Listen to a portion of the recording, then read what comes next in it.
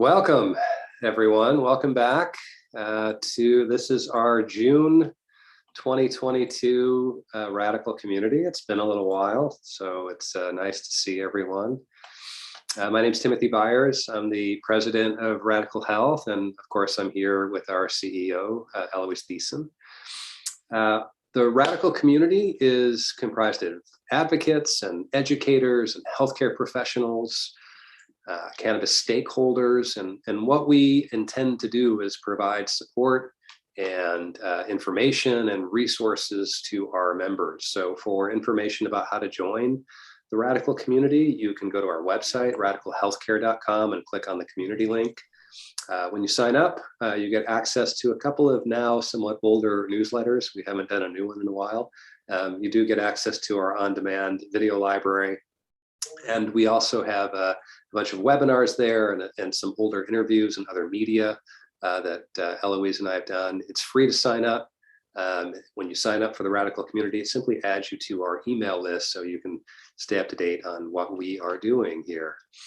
I also, before we get started, I want to remind everyone that we have an array of curriculum options at a range of price points for students and working professionals. So whether you are helping customers make good product choices, or maybe you're treating patients, maybe you're advocating for social change, maybe you're just using cannabis yourself, you really need evidence-based factual information about cannabis. And Radicle Health curriculum is up to date, it's comprehensive, and it's informed by both clinical expertise and by instructional design expertise. So please reach out to us for information.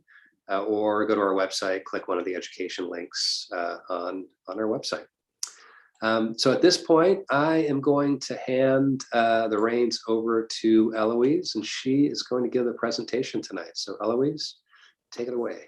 Thank you, Timothy. So good to see everybody, and it's nice to be able to present again, even though I think we planned on February, right, Tim? So here we are, June, and hope everybody's enjoying their summer so far. So I had the opportunity to present at CanMed this year, and I'm going to present the same presentation that I did there. So I'm really excited to share some of the experiences I've been having with cannabis in the dementia Alzheimer patient population, predominantly from assisted living communities. Oops. Everybody seeing my slides advance okay? Tim, can you give me a yay? Anybody want to give me a thumbs up? I can't see anybody. Yes.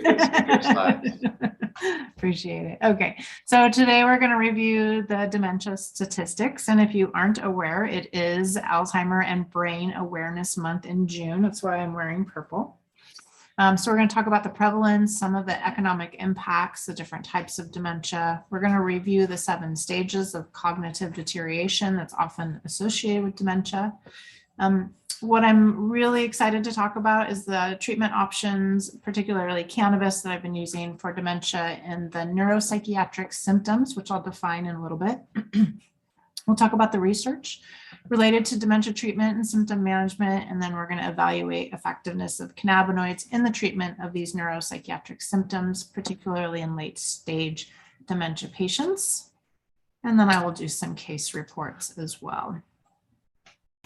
So for those of you who are or may not be familiar with dementia, this is a review here, but it is an age-related irreversible condition, and it results in progressive cognitive decline that impairs a person's ability to perform activities of daily living. We'll see clinical manifestations like memory loss, impaired judgment, depression, and mental deterioration, and the neuropsychiatric symptoms will typically manifest in later stages. Dementia is now the 7th leading cause of death and one of the major causes of disability and dependency among older adults. And in 2019, the estimated cost related to dementia was approximately 1.3 trillion US dollars. And these costs are expected to reach 2.8 trillion by 2030. And that is only, what, 7.5 years away. There are different types of dementia, and we will see Alzheimer's disease as the most common type of dementia. It compromises about 60% of all cases. And often with dementia, it needs to be diagnosed through imaging as well as other cognitive performative tests. I do see this diagnosis a lot without the evidence of imaging to confirm that it's Alzheimer's disease. We'll see vascular dementia from cerebral vascular disease, Lewy bodies disease, which is found in Parkinson's disease, frontotemporal lobe degeneration, also known as FTLD, hippocampal sclerosis, and then we have mixed pathologies. And though for those of you who aren't familiar with hippocampal sclerosis, it's the shrinkage and hardening of tissue in the hippocampus of the brain. And the hippocampus plays a key role in forming memories. So changes are often accompanied by accumulation of this misfold protein called TDP-43. Hippocampal sclerosis is a common cause of dementia in the oldest individuals aged 85 or older. So the most pronounced symptoms in that type of dementia is memory loss, and individuals are often misdiagnosed as having Alzheimer's disease. Some of the prevalence that we're seeing now in 2021, 65 and older with dementia was about 58 million in the US only. If you go to the alzheimers.org website right now, they estimate about 55 million US adults are living with Alzheimer's. And we're expected to reach levels of 88 million by 2050. In 2022, 65 and older with Alzheimer's disease was about 6.5 million. 1 in 9 people 65 and older will have Alzheimer's disease. And then you can see the age breakdown here. 65 to 74 years is about 27%, 75 to 84 is about 37%, and 85 and older compromises about 35% of all Alzheimer's disease patients. And again, by 2050, it's projected that about 12.7 million people aged 65 and older will have Alzheimer's disease. And there are different stages of the of cognitive dementia. And you'll see with stage 1, we have no dementia or cognitive decline. In stage 2, you'll see very mild cognitive decline, often age associated. So you may see people complaining of forgetting names, maybe placement of familiar objects. The clinical interview will reveal no evidence of memory deficits at that stage. In stage 3, we'll see mild cognitive decline. And this is often where people will get lost when they're traveling to unfamiliar locations. They'll have poor performance at work that's often noted by their coworkers. Name finding deficits noted by spouse or significant others. They may demonstrate decreased facility in remembering names of new people, difficulty retaining material from a book, losing or misplacing objects of value, and decreased concentration is evident on clinical testing. In stage 4, we get to moderate cognitive decline. This is what we classify as mild dementia. And often what you're going to see either as in your loved ones or in our patients is we usually say between mild to severe dementia. We don't usually stage it between 1 and 7. But stage 4, you're going to see decreased knowledge of current events, possible deficits in personal history, decreased ability to handle finances. This is where people will often be taken advantage of. They're often susceptible to a lot of the scams out there when they reach this stage. Their decreased ability to handle travel. They'll still recognize familiar people. They're oriented to time and place, but they have difficulty performing complex tasks, and they're often in denial at this stage. They may also have a very flat affect and be withdrawn from challenging situations. When we get to stage 5, definitely this is where you start to see the most need for assistance. They're unable to recall a relevant aspect of a current life, like their address, their phone number, names of close family members. They're frequently disoriented to time or place. They can still use the toilet appropriately, feed themselves, and often dress themselves okay. They may not have, they may have mismatched clothes, but they can still dress themselves. When we get to stage 6, we're going to see severe cognitive decline here. So they're occasionally going to forget the name of their spouse, or they may think it's their sister, their mom, their daughter, largely unaware of current events as well as experiences in their life. They're unaware of their surroundings, difficult counting from 10 backwards and forwards. They require assistance with most activities of daily living.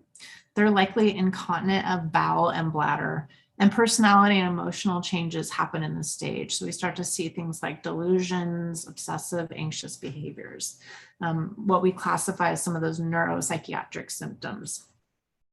And stage 7 is very severe. There's usually no verbal abilities other than unintelligible utterances. They require assistance for everything, and they're starting to lose basic psychomotor skills. So our current approach to the diagnosis of dementia or Alzheimer's disease, we have FDA-approved drugs that are designed to help slow the progression of the disease.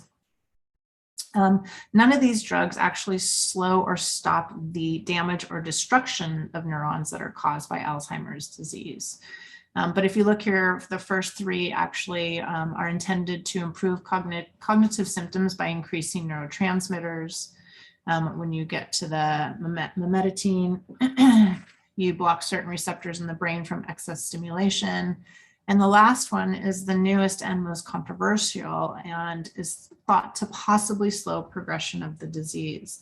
Although if you guys have seen any of it in the news, there were several of the experts on the review panel that resigned after the FDA pushed it through for approval because they didn't feel that the evidence actually supported that. So when we look at our pharmacological approaches for treatment, again, let me just move my screen here 1 second. We have these acetylcholinesterase inhibitors that have been approved for memory impairment. But when we look at the actual research for it, we see, again, if I go back to this last slide, these that have been approved right here that are supposed to improve cognitive symptoms, we're only seeing between a 26 to 37% improvement in cognition scores. And that really only appears to last for the first couple of years after diagnosis. Now, people can be diagnosed with Alzheimer's disease and can take years, sometimes over a decade, before they really progress and eventually die from the disease. So it's a long disease and very challenging for those who are caring for their loved ones.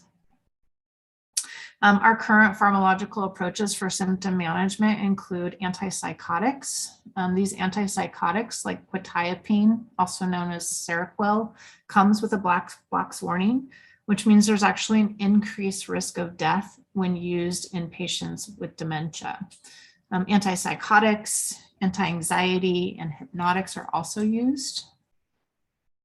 But it's important to know that none of those medications are actually approved by the FDA for these symptoms in dementia or Alzheimer's disease. So we are using these medications off-label in an attempt to help control their symptoms.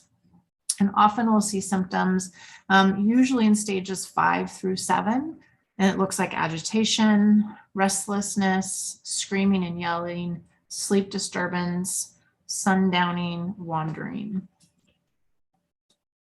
These neuropsychiatric symptoms are common in all types of dementia patients, and again, will manifest as agitation, anxiety, aggression, depression, wandering, sleep disorders, psychosis, and even eating disorders. I've seen many of these patients get physical with other residents in assisted living communities or even with their family members.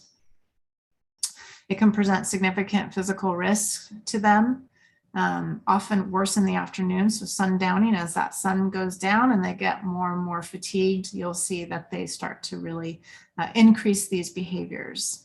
It's poor quality of life for the patient as well as the caregivers, family members, and staff if they're in a facility.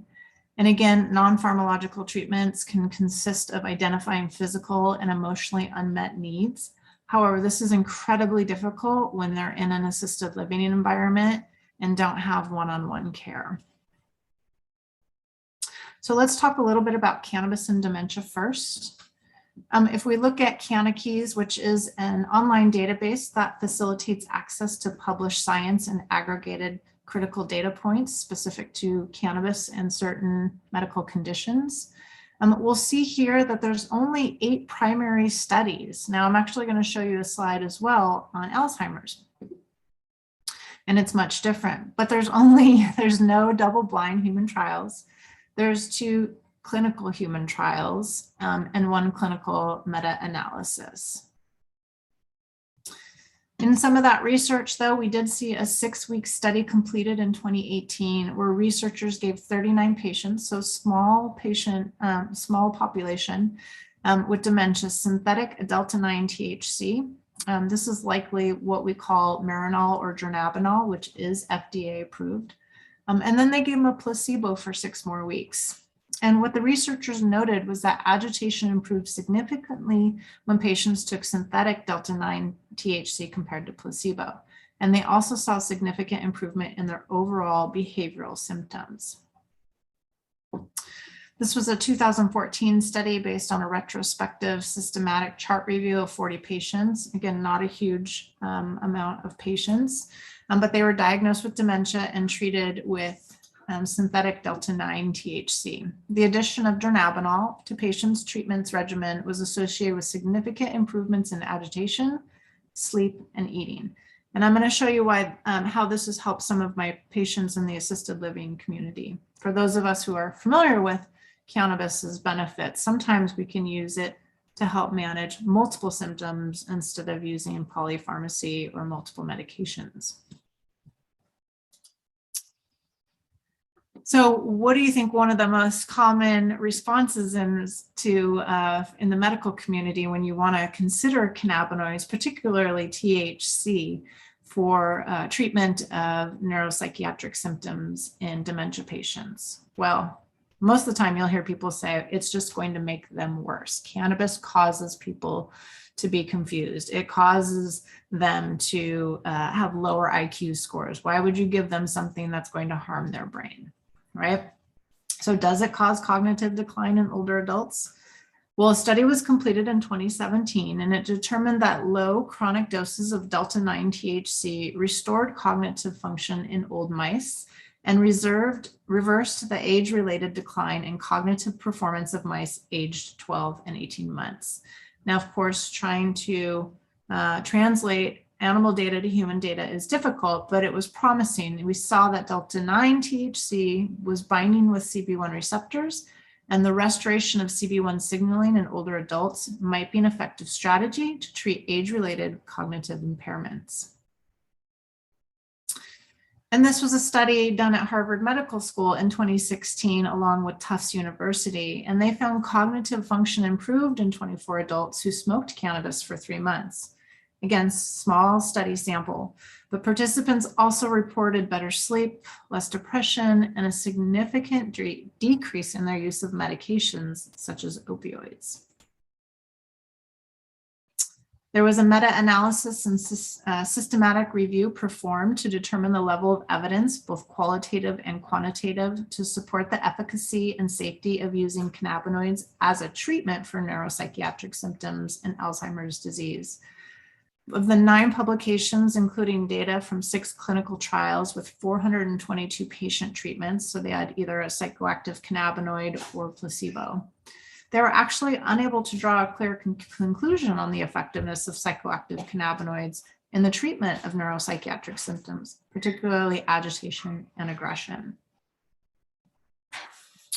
There was a pilot study done in Geneva. It was a prospective observational study, and again, very small sample size of 10 female dementia patients. And what I didn't mention earlier is that women tend to be diagnosed with dementia at a rate higher than men. So it's about 65-35%. So they had severe behavioral problems, and they started out with an oral THC/CBD extract.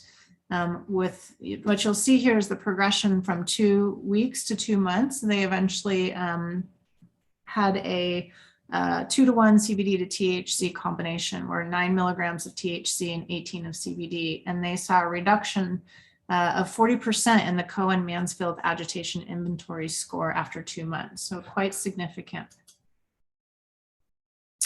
Another systematic review of clinical effectiveness and guidelines for medical cannabis treatment in dementia out of Canada looked at 12 studies from 1997 to 2019. They had 6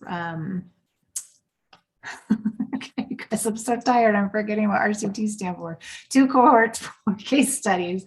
They had a total of 178 patients, 65 years or older. They orally administered randomized controlled trials. Thank you. Okay.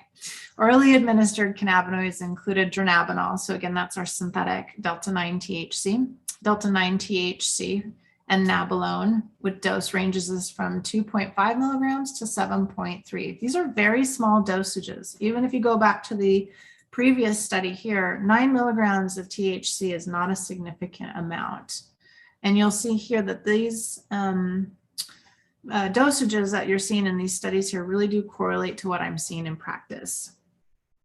4 of the 12 primary studies noted significant improvement of the neuropsychiatric symptoms in the cannabis group, although 8 studies did not find evidence to support cannabinoids in the treatment of dementia. So again, the data, the research at this point is pretty inconclusive. We know that cannabinoids have been studied for their role as a neuroprotective compound. So not just treating the symptoms, people are often interested in whether or not cannabinoids can actually treat the disease itself. Cannabidiol was found in an in vitro study to inhibit hyperphosphorylation of tau protein associated with Alzheimer's disease. And an in vivo study found that CBD had anti-amyloidogenic and anti-inflammatory and antioxidant properties, showing promise as a potential medicine in Alzheimer's disease. And then Sativex was used, and Sativex is a CBD to THC 1-to-1 spray out of the United Kingdom. It has not been approved in the United States, but it was used in an APP/PSI transgenic mouse that mimics most of the common features of Alzheimer's disease. So cognitive impairment, AB deposition, oxidative stress damage, and they found the combo reduced several cytokines and pro-inflammatory markers. We know that cannabinoids have been shown to cause vasodilation, so it opens up those brain blood vessels and can increase the blood flow in the brain. And using cannabinoids in Alzheimer's disease, where cerebral blood flow is decreased, could potentially improve cerebral perfusion. And one study found that CBD reduced the infarct volume in animal models with focal or global cerebral ischemia. So again, when there's a blood clot or some sort of blockage in the brain that causes blood flow to be decreased or even absent. The authors suggested that CBD could potentially prevent vascular dementia. So again, this all animal data, it's exciting data. We obviously need to have more data and studies done in humans, but it is promising. Now let's look at Alzheimer's specifically. Remember, I mentioned earlier, 60% of all dementia diagnoses are Alzheimer's.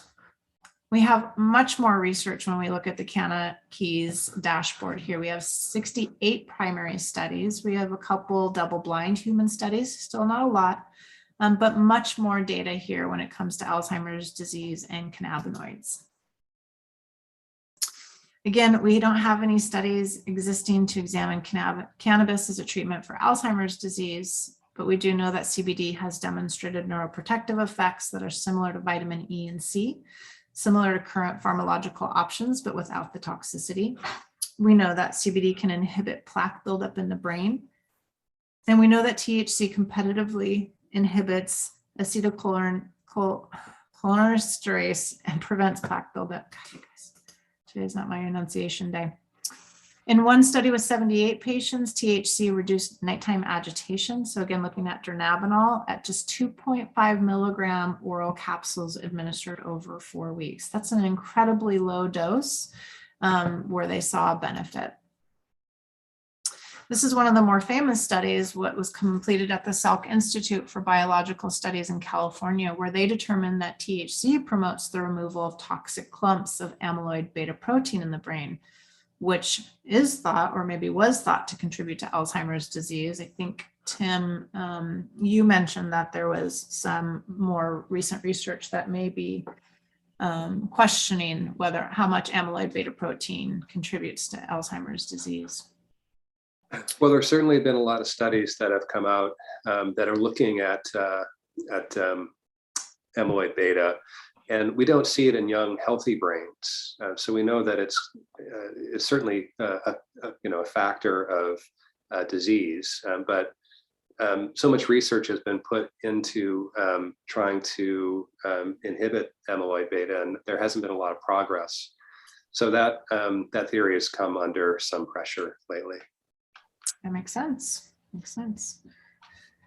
In this particular study, researchers stated that cannabinoids might be neuroprotective against the symptoms of Alzheimer's by reducing inflammation and amyloid beta accumulation in nerve cells. This is a study that's being done in Australia, including 50 participants aged 65 years and older with mild dementia who currently live in an assisted living facility, and they're going to use a 3-to-2 oral spray of THC and CBD. I don't know the specific dosages of that spray. I think it'll be determined how much they use based on how many sprays they get. So I want to talk a little bit about some of the case reports that I've seen. I started doing dementia Alzheimer's patients. For some of you maybe who've heard me speak before, I've shared with one of my most significant cases that I had early on when I first started doing cannabis consultations. And I'm allowed to share her story with family and patient permission. Lucy came to me at the age of 89 through her daughter, who was her durable power of healthcare decision maker. And Lucy had been diagnosed with late stage dementia, so moderate to severe dementia. She was actually still living in an assisted living community in an independent apartment, but her behavior was becoming so problematic that they wanted her to be moved to a memory unit. So she was having constant falls, forgetfulness, wandering. And so the family was looking at either putting her in memory care, or the facility was willing to let them trial cannabis to see whether or not it would help with her symptoms. So when I first met Lucy, she, couldn't make eye contact with me. She spoke gibberish. She was actually from France, and so she had a very thick accent. She would go speak in her native tongue more often than English, even though she'd been out here for 30 plus years. So her daughter and I decided to put her on a plan, actually focusing on her pain because she had a history of multiple sclerosis and migraines, and her pain still wasn't well controlled. And she was still on opioids and gabapentin at this point at the age of 89. So we slowly integrated a 1-to-1 regimen of CBD and THC at just 2.5 milligrams of each 3 times a day, and started to see better pain control. And with that, we started to wean her down off of her hydrocodone and her gabapentin over the course of about 3 months. And Lucy had such a dramatic effect by coming off all of her medications and just being on cannabis. I mean, she came back to life. She was alert and oriented ×4. She had lost 30 pounds. She was going down to the living room and having, dinner and engaging in activities again. She was making eye contact. Her pain was better controlled. And she, at the time that her daughter had decided to try this treatment, was not aware, she wasn't of sound mind. So her daughter did not inform her that we were using cannabis. And one day, one of the med techs knocked on the door and said, "Lucy, I have your marijuana." And Lucy said, "I don't take marijuana." And so we ended up having that conversation with Lucy about what had given her her life back. And she sort of became evangelistic at the assisted living community and started, making suggestions to people over, breakfast, lunch, and dinner about how cannabis could help them. And she continued to do really, really well on that regimen. And as far as I know, is still doing really well. She doesn't need my assistance anymore. They actually were able to get the diagnosis of dementia removed from her medical record. That's how well she did. So she's definitely one of the most interesting cases that I've had and the most successful. So from that started, of course, I started getting many dementia patients, and the assisted living communities, particularly that had residents in their memory care units, really were looking to provide an option to the family members and the residents to help with some of their behaviors. So I've seen about 76 patients now. And again, about 65% of them are female, which is the average, is what we see in out there in the real world too. The average age is about 83. Most of them have an Alzheimer's diagnosis, about 92%. Less than 1% have vascular dementia. Frontal temporal lobe dementia is less than 5, and Lewy body's disease is less than 2. Most of the time when I see them, they're in that stage 6. So they're usually not able to feed themselves. They're usually not able to dress themselves. They're usually up and walking around, though. That most of these patients are in really good physical health. They're just not, cognitively there anymore. Sometimes I'll get them at stage 5. A lot of times I see anxiety, agitation, aggression, obsessive compulsive disorder behaviors. And remember, between stage 6 and 7, stage 7, the final stage, they've lost their speech. So by stage 6, they're lucky if they can form a sentence of 6 words or more. So they have a really hard time communicating their needs, which is a lot of times what leads to some of these behaviors. They're usually they've usually tried about 4 different medications before they come to cannabis, and sometimes they're still on those medications. So Depakote, Seroquel, for example. 85% are on an antipsychotic, and some families want to try cannabis first. About 75% of my patients are in assisted living facilities already, and 25% are at home, and they're trying to maintain them at home if they can. They're trying to help them age in place. So this was an 83-year-old male with vascular dementia. He was in stage 6, lived at home with his wife. His daughter was incredibly involved. Caregiver was present for about 4 hours a day. He would become verbally aggressive and anxious with the caregiver and his wife. His meds were Prilosec of 5 milligrams a day and amlodipine at 2.5 milligrams a day. And for those in the room that are my clinicians, you might notice those medication dosages are pretty low, right? So he was already on lower than, I would say, average dosages of medications. He came into the office to see me with his daughter. He was the sweetest, most gentle, kindest man, very respectful. And his daughter said, "Please, Eloise, I promise you, I am not making this up. This is not how my dad is most of the time." So it was hard for me to get a clear picture of his behavior when he came into the office. Based on many factors, I decided to start him on a 10-to-1 CBD to THC tincture, just a couple drops a day, because the daughter had reported he was incredibly sensitive to medications. We saw some small improvements, nothing that lasted.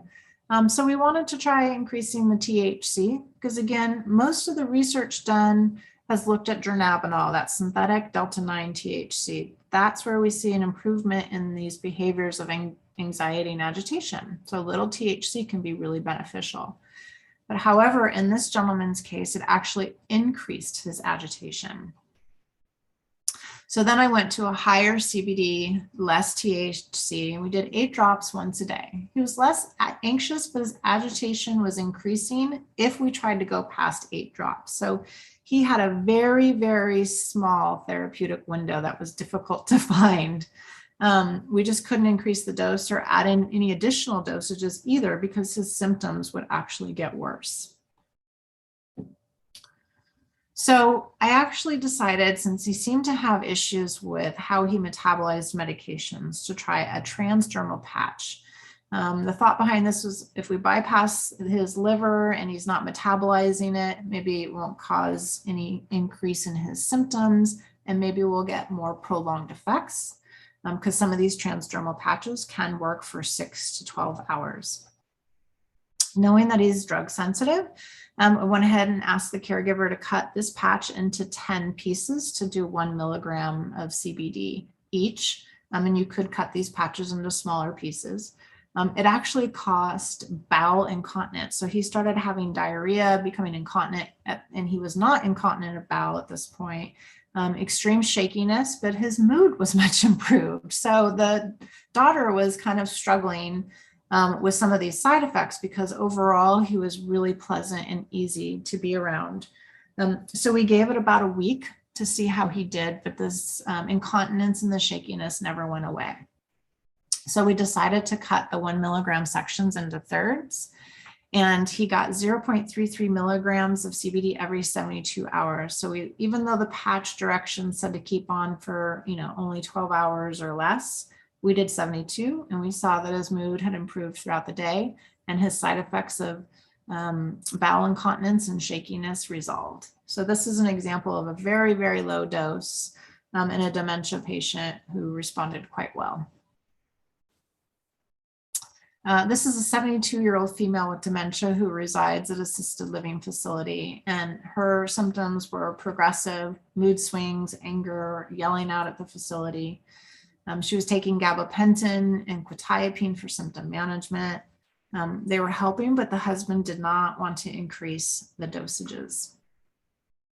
So we recommended actually THC for her agitation and aggression, and I'll go in a couple slides and kind of show you my best practices here. The facility intentionally refused to allow the resident to have cannabis as a treatment. And this is in California. So I actually called the ombudsman to advocate for the patient because the neurologist had signed off on her use. The husband had signed off on the use. The facility was agreeable to a hemp-based product only because hemp has been descheduled and is considered legal. So we were able to start CBD 10 milligrams daily and eventually increase to 30 milligrams a day with good effect. And we were able to stop any need for dose escalation on the gabapentin and quetiapine. The husband was quite satisfied with that outcome. So that has been her treatment plan going forward. This is a 78-year-old male with Lewy body disease. He was a retired pediatrician, also resided in assisted living facility. He would walk into other residents' rooms. He was very disruptive at the assisted living facility. His wife was called every night to come in and calm him down.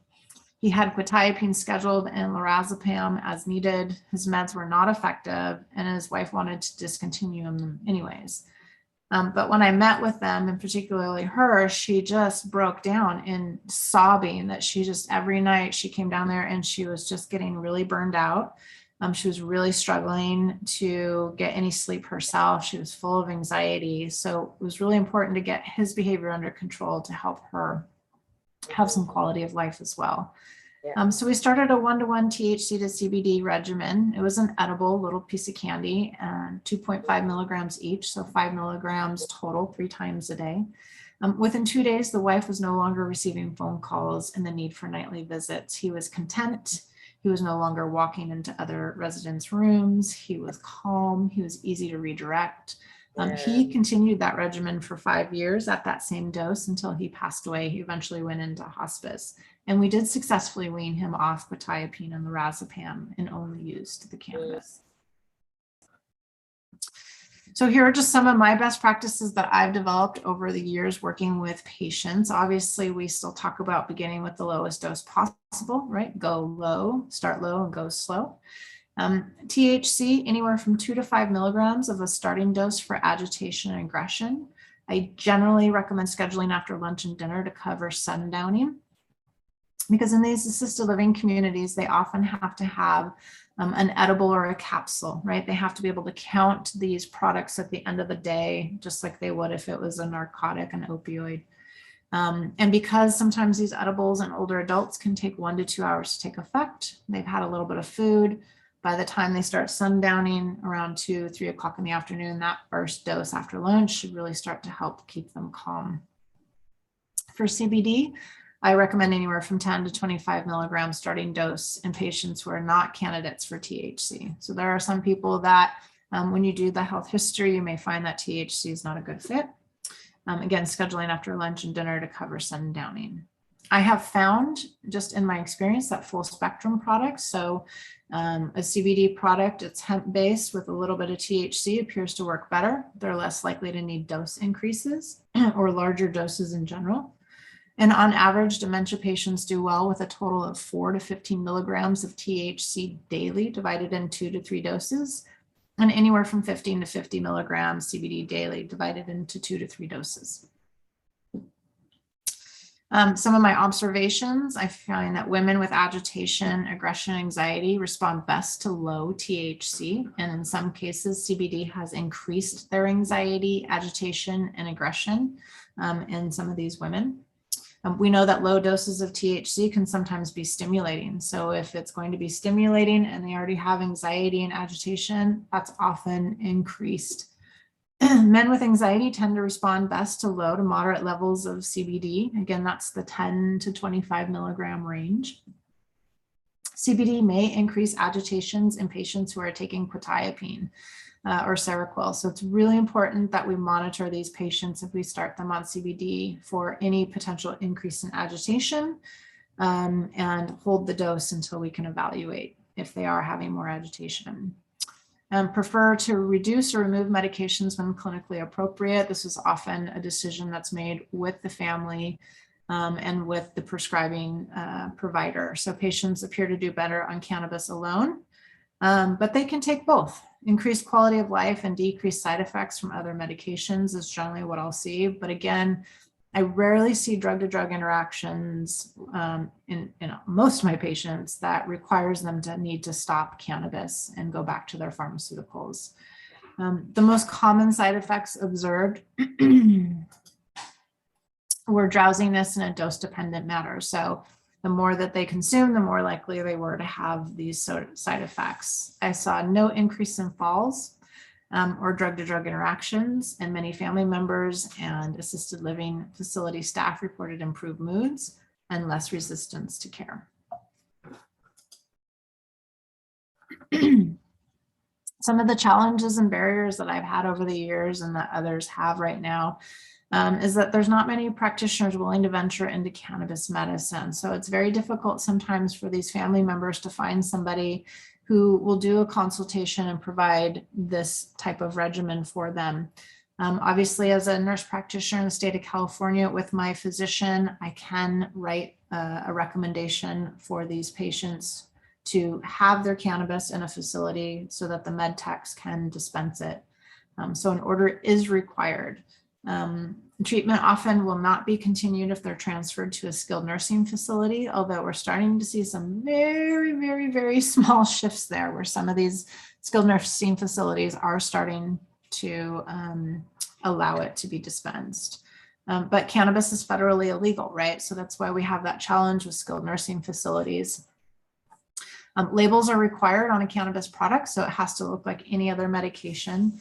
And in California specifically, they need to follow Title 22 for cannabis administration. So that's part of what I was talking about earlier, where they have to have a product that can be counted, right? So edibles, capsules make the most sense, drops, tinctures, oils, sublinguals, things like that are difficult to administer to the patient population when they are in an assisted living facility.